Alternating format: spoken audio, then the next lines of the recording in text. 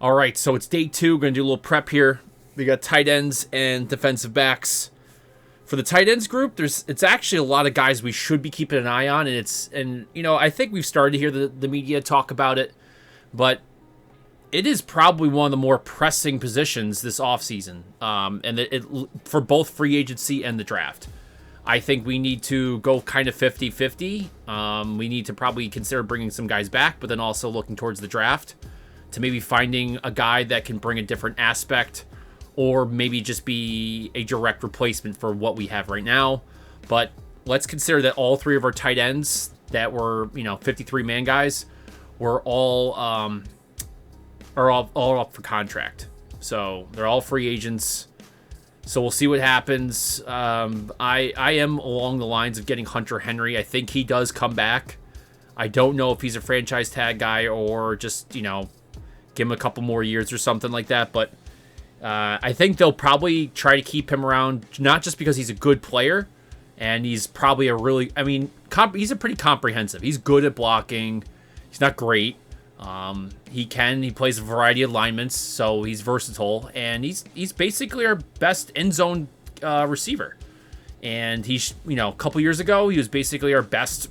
Beside him and Myers were essentially the only guys you can really rely upon to move the chains. I don't think he's really lost a step. I think it's just the offense has been a mess. So I think he should come back. The other guy, Gesicki, not really sure. I don't know. It's hard to believe what Gesicki is kind of falling off that hard, but I think he's one that we could aim to replace. And then Pharaoh Brown, he had a good year last year, so my concern with him is not trying to bring him back. Is not that we should get rid of him, but it's trying to bring him back. I think he might actually be offered a decent, for somebody else that's looking for some depth, that's going for a big playoff push, and he would probably want to take a shot at getting paid a little bit more and then being on a competitive team. So there is that concern. So that being said, in terms of tight ends, obviously Brock Bowers is at the top there. I'm not sure if he's doing a full combine, full testing. Same thing with Ja'Tavion Sanders. We'll see what happens. But the next group down is actually, in my opinion, for my grading, I have Ben Sinnott, and then A.J. Barner, Jaheim Bell, and then Theo Johnson, Dalvin Holker at that next level. And then, Cade Stover as well. And then after that, my next grouping would probably be Brevyn Spann-Ford, Jared Wiley, and I'm starting to like Tipped Reiman. I think he's probably a decent all-around, at least he offers an all-around, and then Erick All is pretty good too. So that's the next group down. The rest of the guys I can't say either way. Trey Knox has got kind of more of like a move H-back potential, but I don't think his blocking is that great. So he's kind of like a large wide receiver. Anyway, so the beasts here, if they test out, is definitely going to be Brock Bowers. He might be one of the top guys in the whole draft in terms, if he does a full test. I don't know if he will, but he would be a full, his athletic profile would be through the roof. The other guys that probably will test out well will be Theo Johnson, Ja'Tavion Sanders if he does. Ben Sinnott should as well. The ones that we want to really see where they come out at would be Dallin Holker in terms of agility and mobility. A.J. Barner, same thing, agility and mobility. See how they move. And then Brevyn Spann-Ford, if at that 6'7", 260 that he's probably supposed to come in at, can he move as well? Jared Wiley, I know he can move. I don't know about his top end speed, but he's pretty mobile. Definitely got some agility, good footwork. His blocking's pretty bad, so maybe he can prove otherwise in terms of his field drills today. Moving down the defensive backs, huge list, obviously, right? And a lot of people probably say, "Oh, we don't need defensive backs." Oh, we do. We really do. If you've watched any of the previous videos that I've done, anytime I highlight a defensive back, I give you reasons why. Let's just go with last year, right? There's a great example. We went down one dude, and we went from a solid defense to being just all over the place, trying to figure out somebody to fill in there.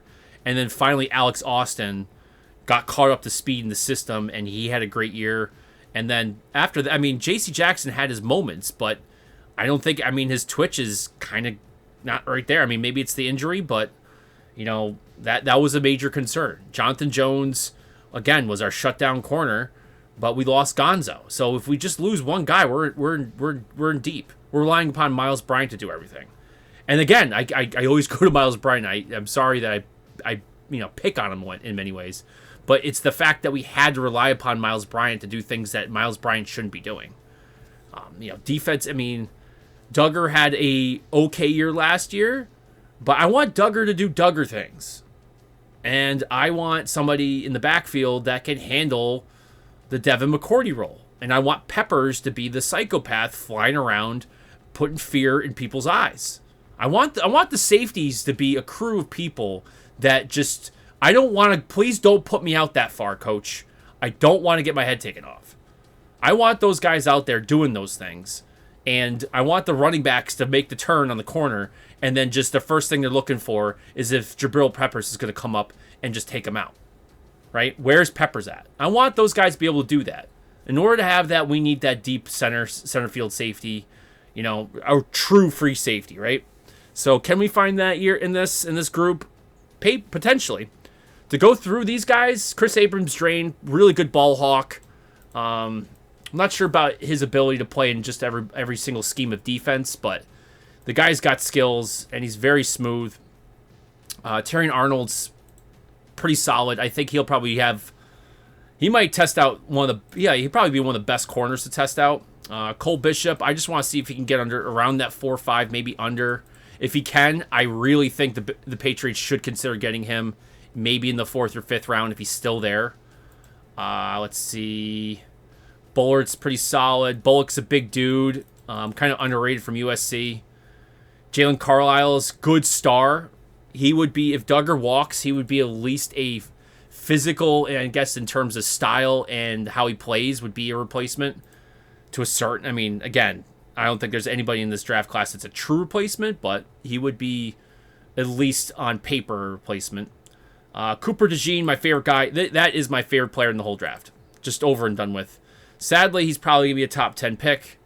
And, he would be that deep safety. I think is that he would be a corner and a safety. Whatever he works out to be, great. If you need him, put him someplace. And he's an awesome punt returner, too. Not that I would want to put him out there, but he would not be a waste. He would be a solid. I mean, I don't know that would have to be us trading up out of the second to get it. It's obviously just out of the cards, but it stinks because he'd be one of those guys that just checks multiple boxes right away. After that, Willie Drew, underrated corner from Virginia State. Renardo Green's finally being, some people are starting to show respect to him. Kamal's pretty good as well. Cam Hart just did a video on him. Keep an eye on his speed. I want to see what his agility comes in at. I know his pop is good. I know, so you're going to see good 40, good vert, good broad. The agility is what I want to see there. Jaden Hicks is going to show up too. Kyrie might be a 4-3 guy.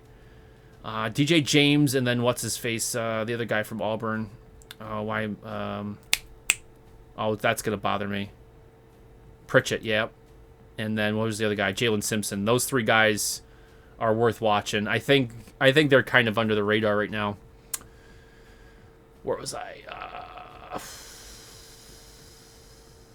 DJ James. Elijah Jones. Good tone setter. That guy hits. Pretty good. He had a good year last year. Cameron Kitchens. I think he's a first rounder in terms of skill set. I've seen PFF now. You can possibly get him in the late 3rd. So maybe he's there. If he's really there in the 2nd, gosh. I mean, if he's there in the 2nd, I mean, maybe you can package something to move up in the 3rd to get him. That would put me at rest. I mean, I'd feel so much better about our defense if you had Cameron Kitchens back there, and that's if he even makes it to the 2nd round. Kool-Aid McKinstry, his stats aren't that great, but it's not like he was targeted. Like Kool-Aid, to me, Kool-Aid's more of a shutdown than Arnold is, but I don't think his stats were that good because they just try to ignore his side of the field. Max Melton had a good time. I really like. He might be there in the 4th or the 5th. He might be. And if he is, I think the Patriots would be foolish not to grab him or Cam Hart. Same thing with Malik Mustafa. I would go with him like maybe the 5th or 6th if he's still there. He plays a lot like Peppers. So if they are concerned about re-signing Peppers next year, that would probably be a decent replacement. I don't know a lot about his ability to take up a center field role or not. Obviously, that would have to go down to, assessment in terms of, testing, and then obviously the fact that if he could do a good interview. Newton's definitely underrated right now. Newbin's starting to get some attention again. I like him as our late round potential strong safety. He could do very well against tight ends, which is kind of what I'm concerned about, honestly, on the defense, it's been the problem for a few years, which is, can we cover tight ends coming out? And Oladapo definitely can. He's got the size, speed. Same thing with Tyler Owens. I don't know. Again, more of a Peppers type of guy. He did mention something about Flat Earther yesterday in his combine interview or one of the press interviews, so that's concerning. I don't know. Something about space and aliens, Good job, dude. I don't think we'll have a shot at him, but he's a great corner. He could probably do a little more than that, but I'd like to put him in the slot. Sorry. He's pretty good, too. He's aggressive, which, I wouldn't mind having. He's very grabby, though. Definitely, he's gonna draw lots of flags. TJ Tampa, arguably the best corner in the whole draft, and again, somebody that's just underrated, under the radar. Taylor Demerson, I've watched a little tape recently, better than I expected, but not sure where the hype's coming from. Same thing with Rowe. Sione Vaki, I just did a video on him a while ago, plays safety and running back. The more I watch the tape, the more I like him. I'd love to see him possibly, I don't know. PFF has him up in like the 3rd or 4th. I think we could maybe go after him in the 5th because, again, he's a good running back and he's good safety. But the problem is he's not great at either. But he's also only played 2 years of college ball. And then you're probably saying, well, how did he get to play 2 years of college ball and he's eligible for the draft? Another thing is he took 2 years off for religious purposes. I don't know if he was on a mission or something like that, but so he's been, he's eligible, but he's still like a young dude in terms of experience-wise, which is not great. But also kind of gives you a little bit of, well, how much room can he grow in just a year in terms of experience at the NFL level?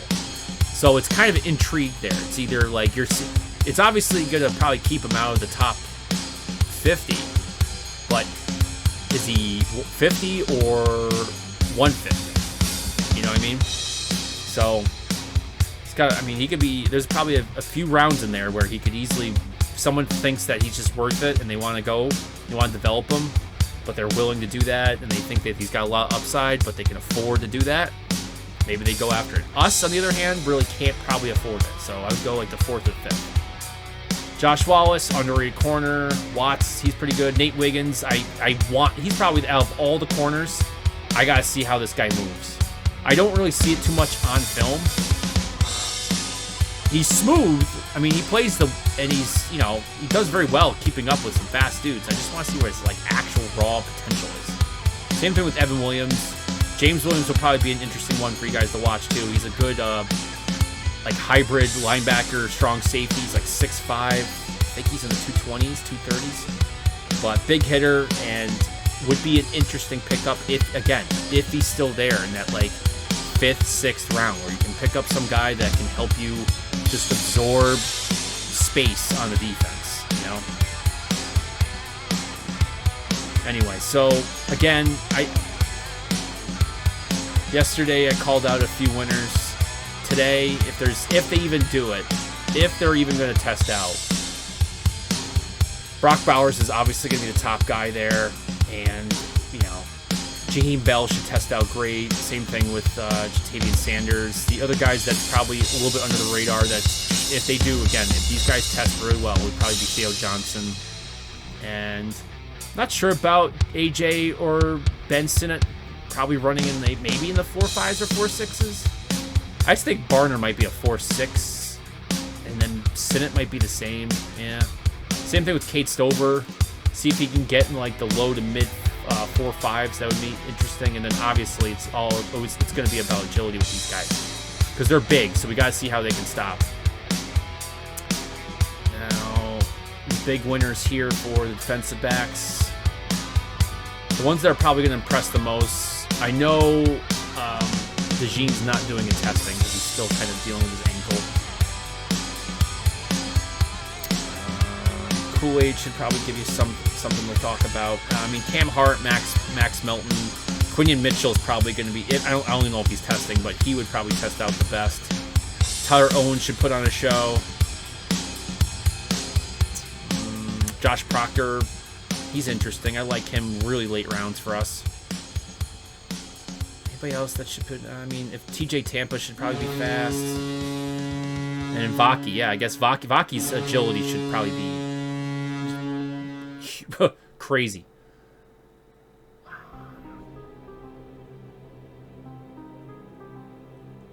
So out of the ones I'm staring at, I really want to see where Cole Bishop's at.